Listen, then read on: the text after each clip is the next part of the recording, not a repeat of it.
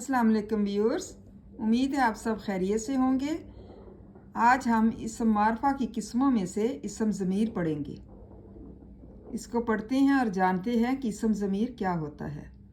इसम मारफा की एक किस्म जो है इसम ज़मीर है, वो इसम है जो किसी दूसरे इसम की जगह इस्तेमाल किया जाए, क्योंकि तहरीर व तकरीर में एक नाम का बार बार लाना अच्छा नहीं समझा जाता और बुरा ख्याल किया जाता है।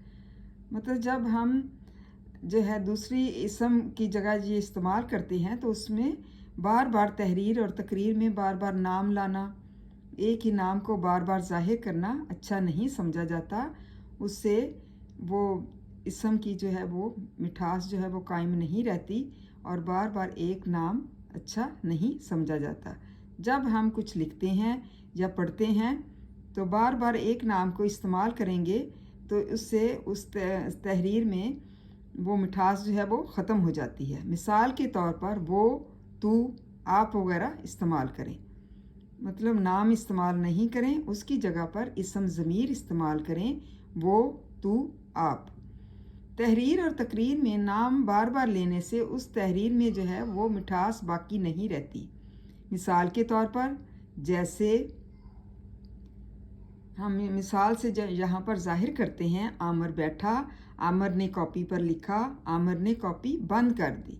मतलब ये जो लफ्ज़ बार बार हम आमिर इस्तेमाल कर रहे हैं तो इससे तहरीर की जो मिठास है वो ख़त्म होकर रह गई है। इसमें आमिर को बार बार जाहिर किया गया है, इसकी बजाय हम लिखेंगे आमिर बैठा, उसने कॉपी पर लिखा और कॉपी बंद कर दी।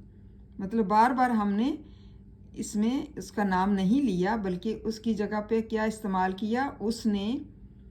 और इसम में इसम ज़मीर आमिर की जगह पर लगा दिया गया है।